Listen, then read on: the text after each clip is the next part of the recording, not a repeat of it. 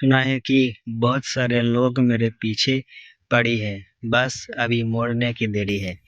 সালমান খানের যেই সিকান্দার যেই টিজারটা কিছুদিন আগে রিলিজ করেছে, আমি ফাইনালি দেখে নিয়েছি। এবারে কেমন হয়েছে টিজারটা? অসাধারণ টিজার। অনেকদিন ধরে সালমান খান ব্যাক করেনি, তো অনেকদিন ধরেই সালমান খানের মুভিগুলো ফ্লপ চলছিল।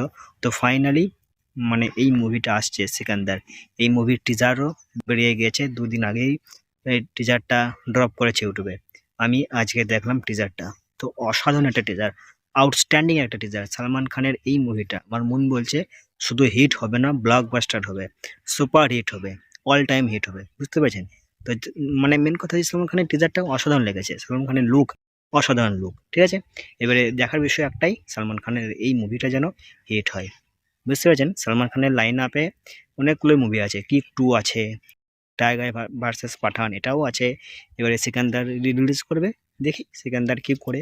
তো টিজারটা অসাধারণ লেগেছে।